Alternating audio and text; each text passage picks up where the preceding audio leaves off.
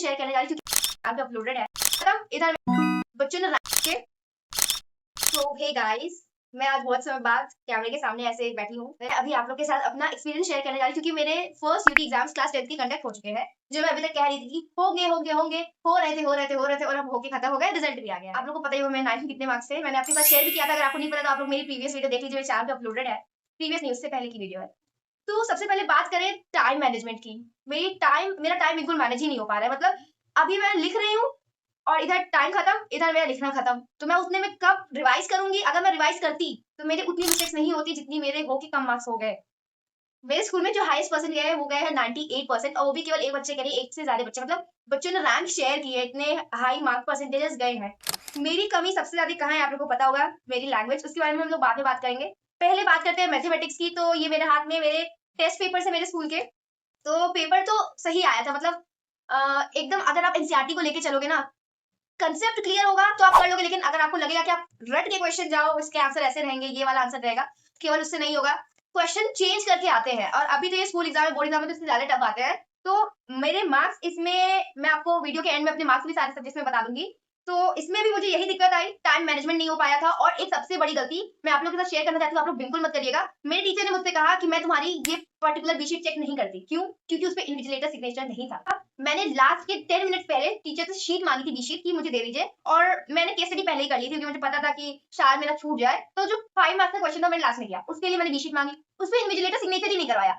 Ma'am ने मुझे कहा कि अगर यही बोर्ड एग्जाम की कॉपी रहती तो हमें चेक नहीं करने, मतलब हम चेक ही नहीं करते। तो फिर जब मतलब लिखो और चेक ना हो तो ये तो सबसे बड़ी मेजर प्रॉब्लम है। इस चीज पे हमें ध्यान देना होगा कि हम लोग की सारी बीशीट चेक हो जाए। ये मैंने अपने मैथमेटिक्स एग्जाम से सीखा इस बार, और मैं आप लोगों के साथ भी शेयर करना चाहती हूँ। मान लीजिए शायद आप लोग मेरे जूनियर्स होंगे या फिर आप लोग भी क्लास 10th में होंगे, तो ये आप लोग के लिए बहुत इंपॉर्टेंट है इस चीज को नोटिस करना, क्योंकि आप बार बार खुद से गलती करें इससे बेहतर है आप दूसरों की गलतियों से भी सीखें। तो पर्सनली मैं अपना एक्सपीरियंस आप लोगों के साथ शेयर कर रही हूँ।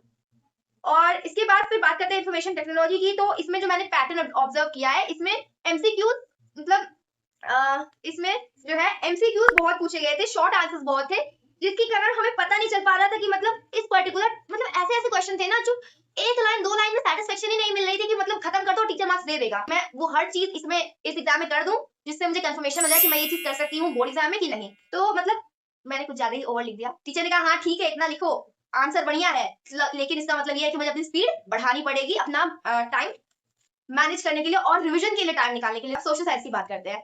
सोशल साइंस बस किसी तरह हो जाता है, लेकिन ये कभी भी परफेक्ट नहीं होता है।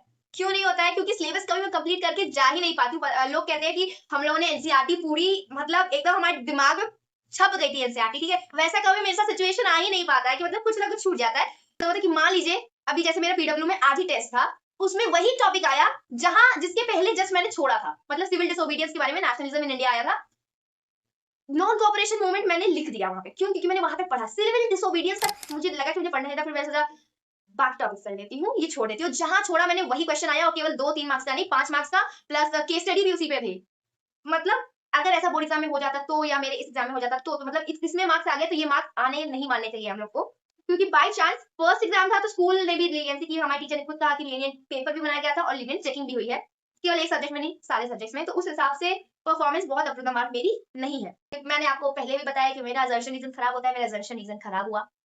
एमसीक्यूज ऐसे होते हैं, आर या पार वाली सिचुएशन होती है। समझ गए तो सही कर दोगे, नहीं समझे तो गलत कर दोगे। अब मुझे खेद इस बात का है कि ऑप्शन में जो क्वेश्चन था वो एकदम 100% श्योर था, डिसगाइज अनएम्प्लॉयमेंट, सिंपल सा एमसीक्यू था जिसको मुझे मार्क देना था, सही हो जाएगा। लेकिन मुझे इतना कॉन्फिडेंस अपने आप पे कि मैंने ऊपर वाला किया, मुझे लगा दोनों ही तो सही होंगे मेरे, बस यही गलत किया मैंने। जो मतलब जब और वाले क्वेश्चन हो तो अटेम्प्ट वही करना चाहिए जो 100 क्या 101% आपको श्योर हो। ऐसा मतलब खुद को नहीं समझना चाहिए कि वाह वाह वाह हमको तो आता है कर ले हमको। तो मतलब ये गलती थी। प्लस इस बार मैथ वर्क इस तरीके से आया था, मतलब स्टेट्स ऑलरेडी मार्क थे, हमको बताना था कौन से सॉइल की टाइप है। मतलब क्वेश्चन किसी भी तरीके से आ सकता है। हम लोगों ने सोचा था हमें मार्क करने को आएगा तो हम लोग ऐसे रैंडमली ऐसे ऐसे ड्रॉ करके आ जाएंगे, टीचर तो मार्क्स नहीं देगा। अब जब बिहार वाला था, हम लोग को पता है कि गैंजेटिक लेंस में मतलब टॉपिक को बिना समझे अगर गए आप, मेरे भाई ने ये क्वेश्चन गलत कर दिया, मतलब समझ के गया था लेकिन उसके दिमाग में ये चीज हिट नहीं की कि बिहार है, प्लेन एरिया है तो अलुवियल सॉइल होगा। उसने क्या कर दिया, आई थिंक उसने रेड एंड येलो सॉइल किया था, या लैटराइट नहीं, लैटराइट नहीं, रेड एंड येलो लगा के आ गया था। क्योंकि इस एरिया में मेरे भाई ने अभी मुझे पॉइंट आउट किया, एक्चुअली बिहार में भी रेड एंड येलो ना सॉइल पाई जाती है, लेकिन मेजर सॉइल टाइप पूछा था इसलिए उसका आंसर गलत था। सॉरी ज्यादा बेइज्जती नहीं की मैंने। हाँ मेरे बात एक बार एक बात और सच की, मेरे भाई को फेल मत समझिएगा, हम दोनों ट्विंस हैं। मतलब आप लोग ये भी समझ सकते हैं कि मैं फेल हुई होंगी, नहीं ऐसी कोई बात नहीं है। We both are twins and are studying in class 10th।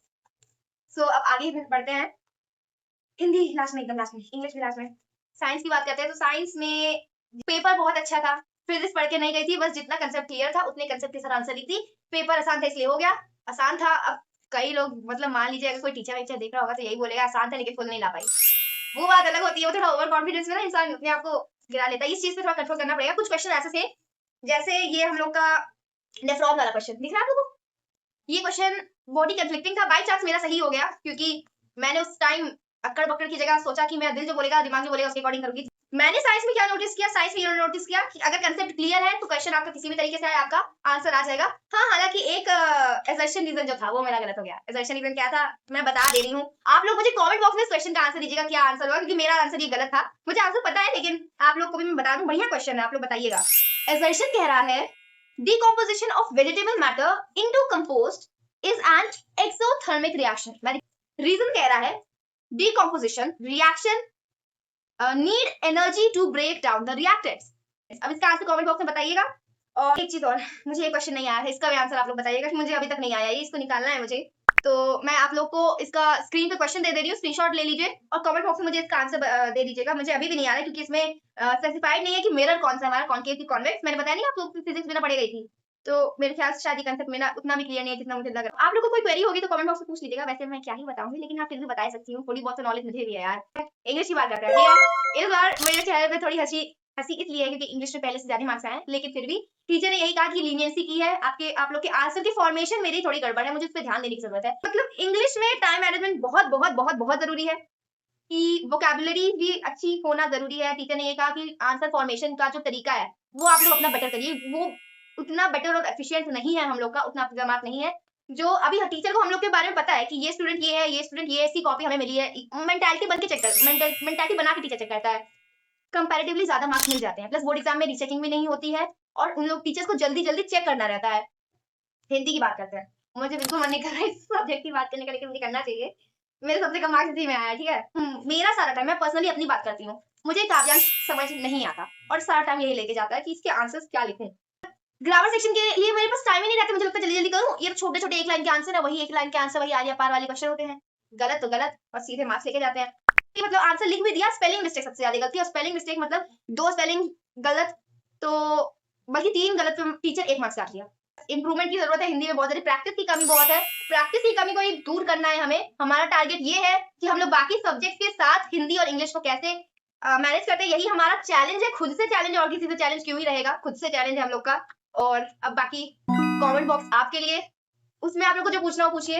मेरी तरफ से मैं जितना बता सकती थी मैंने अपना एक्सपीरियंस आप लोगों से शेयर किया। वेल बाय द वे, अगर आप लोगों ने मेरे चैनल को सब्सक्राइब नहीं किया तो सब्सक्राइब कर लीजिए यार, ये बताना ना पड़ा करे हमेशा। मुझे अभी याद आया, मुझे आप लोग के साथ नंबर शेयर करना था।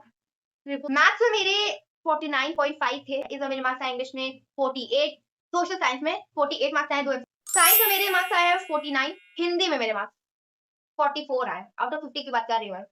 उसके बाद इंफॉर्मेशन टेक्नोलॉजी में 40 मार्क्स का पेपर था, 40 में 40 है प्लस 10 इंटरनल मतलब प्रैक्टिकल से, sorry. Take care, bye bye.